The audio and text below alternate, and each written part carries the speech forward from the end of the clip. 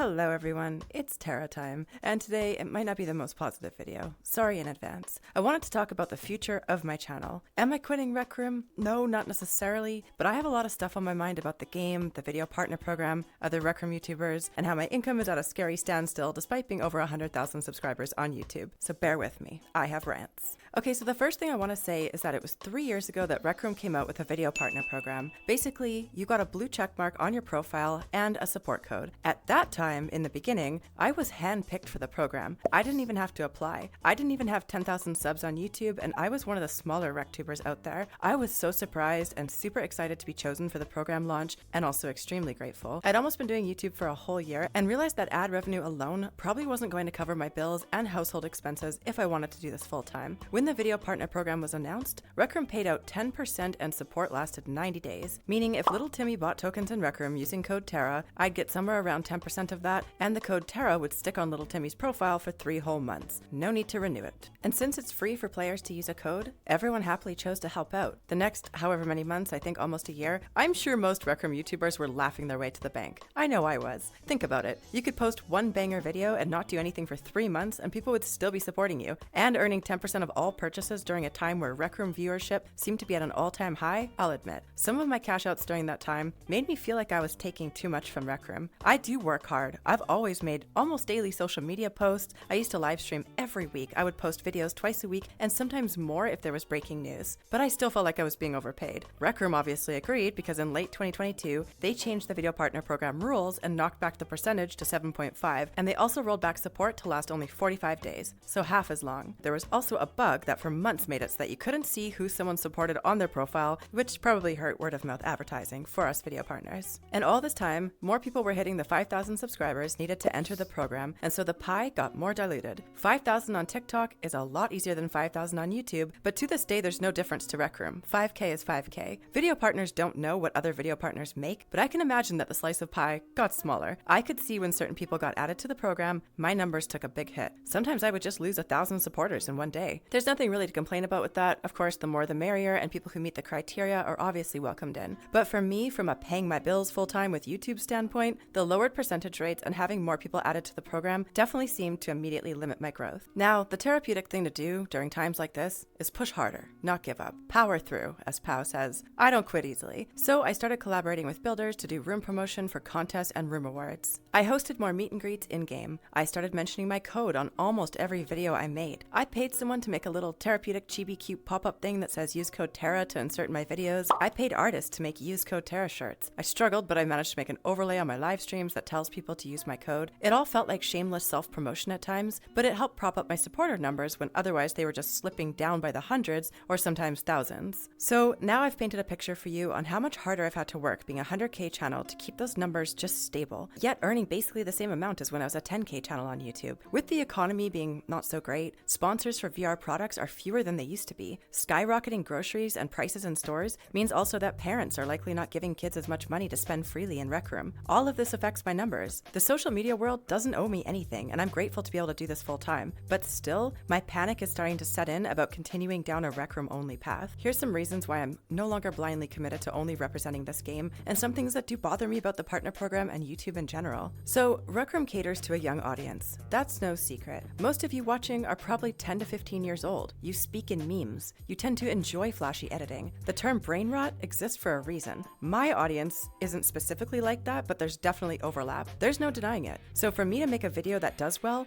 I have to script it and make it sound very clever, because I'm not from that generation, and all that flashy editing just makes my head hurt to watch. You know how much work goes into making edits look that snappy anyway? I can only imagine. I'm all for putting high effort into a video, but I wouldn't even know where to start grabbing half the memes that would cater to people aged 10 to 15 anyway, nor do I want to. I want a channel that I'm proud of and something that inspires me. I'm not fake. Tarapeutic isn't some crazy persona. I'm really like this in real life. Well, in real life I swear, but seriously, that's the only difference. And watch all the comments be like, oh my god, Tarapeutic swears, which only speaks to drive my point home about the young audience. No offense. I love you guys, but you know it's true. I'm going somewhere with this, I promise. So young people watching YouTube about Rec Room are gonna want to absorb, as a whole, sadly more of the brain rot style content. I know brain rot heavily offends many of you, for which I am proud, but for every one of you that is offended by that content, 10 more will just soak it up like a sponge. As I get older, I will only ever move further away from being able to relate to all of that. People still watch my my videos because I have something to say, and my effort goes into scripting, not heavy editing, but I have to wonder how much more my numbers will drop the more the audience veers towards that brain rot style. Rec Room keeps a heavy focus on screen mode players these days, and most people who have VR are a lot older than someone on a tablet. I don't blame Rec Room for focusing on that in a world where Quest 2s are outdated, Quest 3s are expensive, and VR is just sort of at a standstill. It's not growing rapidly like it was during COVID days, and a lot of VR games aren't that advanced. So from a business standpoint, Rec Room is smart to try and bring in players from as many platforms as possible. But for me, even though my supporter count doesn't change much, I feel like a lot of the people supporting are less serious spenders in the game. They're more on Android, they're probably watching less YouTube about Rec Room because if you're not in VR, are you really going to feel that same passion level for a free game that just exists on your phone? And I feel like Rec Room scared off a lot of adult, older top builders who probably did use my code and spend more. The whales, if you will. They used to hold build contests and room rewards used to be worth it. 2023 seemed to be so rocky for builders, and most of the ones I knew just gave up when they sensed Rec Room embraced cash grab maps. Now the audience that's left feels a lot different and a lot more fickle. And what does this mean for Rec Room YouTubers? I consider the golden age of RecTubers to be 2020 and 2021. Everyone was posting. I am basically astonished at how many people have since given up. V-Bunny, Gecko, Oreo, Dingboy, Banana Boy. Most of you don't even know who that is, but they basically were like Skull. They did news updates faster than lightning. Mr. Squinkles, Harry Manlegs. Oh, I could go on. Even nowadays, many of the top RecTubers don't post much or much Rec Room content anymore. Like Mav or BVR, Bo, or Chubbier Snail. I'm not sure if cutting back on the video partner program earnings made them leave, or real life happened, or just quitting is inevitable for most creators eventually, especially perhaps feeling bored with Rec Room, or a combination of all of the above or something else. I have no clue. But it scares me a little. With less content being posted, and perhaps moving over to TikTok where there's basically no ad revenue to be had, where does that leave me? Sure, I'm probably one of the top dogs now because I didn't quit, but are people even seeking out Rec Room content to watch with fewer choices? Videos don't seem to be bringing in views like they used to for most of us, especially if you refuse to clickbait your titles and go,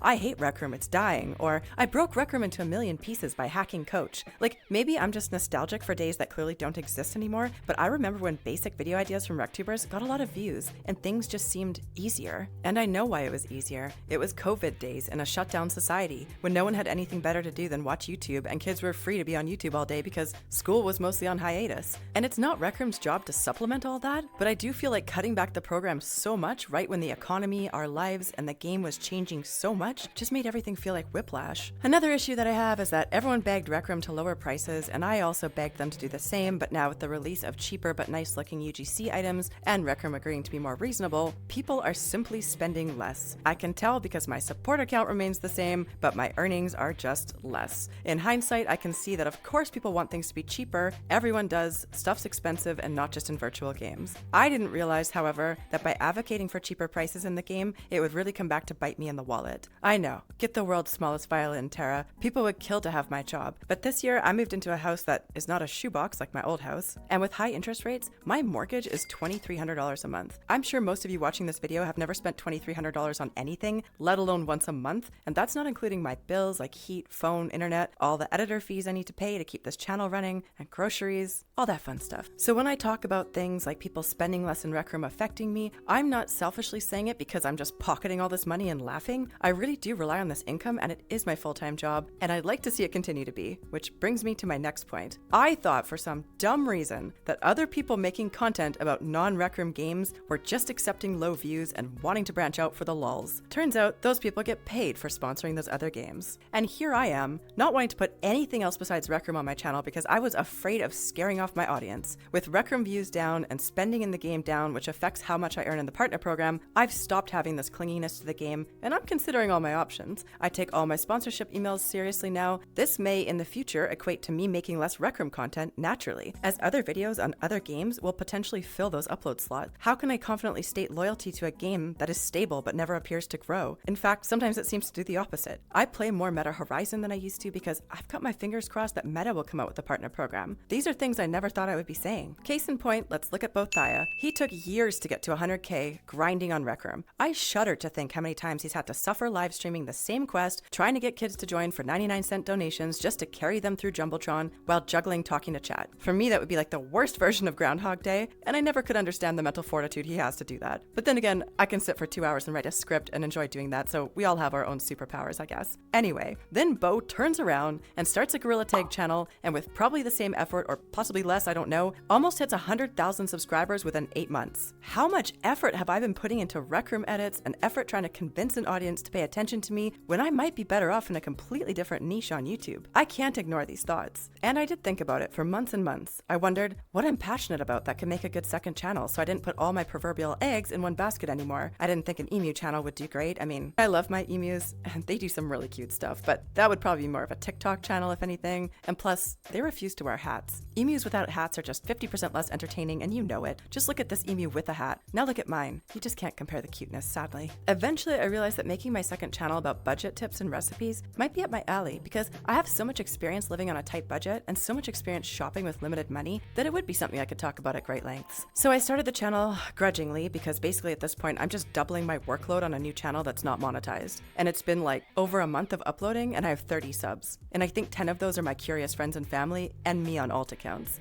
It's just as much of a grind, if not more, than my Rec Room channel was when I first started. I didn't want to tell this audience about that channel because let's face it, teenage boys is the main target for this channel, and that's not really a demographic that needs budget tips, as far as I know. If you're curious, I'll link the channel anyway in the description, but please, for the love of God, don't subscribe to it unless it's a topic that actually intrigues you, or you're like obsessed with hearing me talk and you need more Tara talking in your life. Either one. I do still film in Rec Room, which is probably hurting me over there, but I don't want to be an on-camera channel, so we'll see where all that goes. I'm going to give it a year, which is what I did with this channel when I first started. Mind you, I could upload twice a week on this one, and I can only find time to upload once over there, so it'll probably be even more slow going in a more competitive niche when YouTube is more saturated than ever with creators and AI content. Okay, now I'm sufficiently depressed. And I'm not going to start a gorilla tag channel because I can't stand that game. I probably could be successful doing it, then I'll leave that card in my hand until I'm super desperate. Like, I would rather play gorilla tag than get a real 9-to-5 job, but seriously, it is a last resort. I need to be doing something I'm at least semi-passionate about, and I do care about Rec Room. I always have. You know how many times I've seen creators say like, oh, I'm bored with Rec Room, I don't know what kind of videos to make, it's all been done. That's not me. Rec Room still fascinates me. Like, I'm still riveted by their updates and seeing the game evolve. I just have ideas that I think would perform less than others. Like, I care about the community, I care about the staff. I still love playing Rec Room Originals and doing map exploration. I met Marisa at RecCon and I literally cried. This game is my life. I'm crying now, god damn it. When I cry, I get too warm. I had to take my sweater off.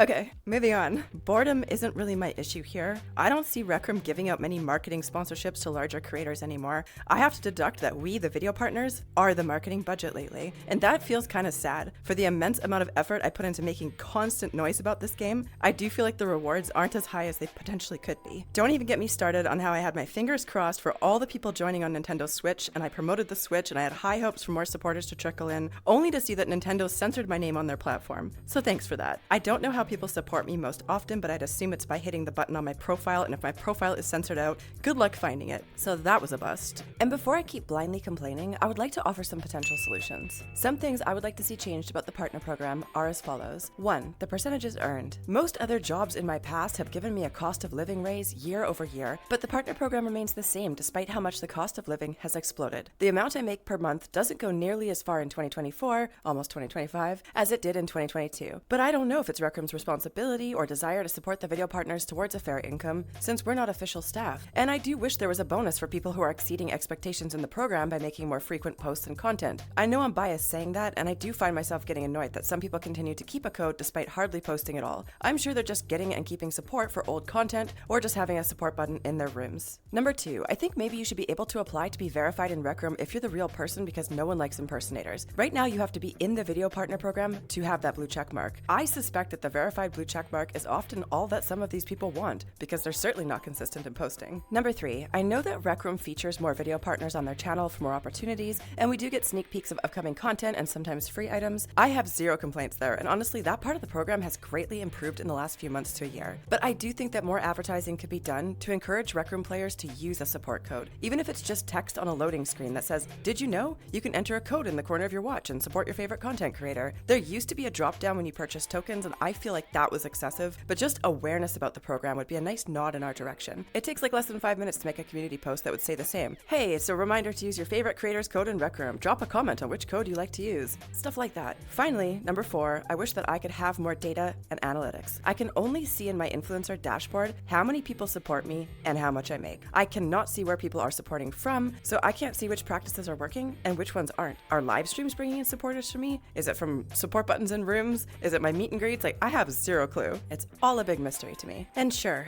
I could do more. Can't we all always do more? I could host daily events in the game and spend hours talking to people in public lobbies, convincing them to support me. I could live stream all the time, take those 99-cent donations to get people in the game, and do quest run-throughs while juggling cries of, "Can I please join?" in chat. I could study on how to get good at TikTok, try to make snappy edits with 10 times the memes. I could buddy up with a ton of builders in Rec Room and convince them to put Tarapeutic support buttons in their room. I could even just start making better content. Every area has room for improvement. I think sometimes I'm just not sure if it's worth the energy when I already sink so much of my life and so much energy into Rec Room. And I've seen the days where that did pay off, and now it seems like constantly trying to climb up a hill that keeps getting steeper and steeper while watching everyone around you give up and go to greener pastures. And probably 2 years from now, someone will have my voice trained on AI and have a good enough version of ChatGPT that will just absorb all my content and puke out a clever script in 30 seconds, and someone can just do what I do but with a fraction of the cost and effort involved. So don't get me wrong, I'm still grateful to call this my job. I don't know what the future of this channel looks like, or Rec Room, and that's kind of a scary new thought for me. I'm actually curious your thoughts on all of this if you've made it this far. Maybe I'm just too used to the good old days in Rec Room, or maybe I'm just bad at what I do and I need to get with the times. The related video I'm going to put on screen is another passion rant, the one about why Rec Room creators are quitting. So I hope you give it a watch. And yeah, Tarapeutic out.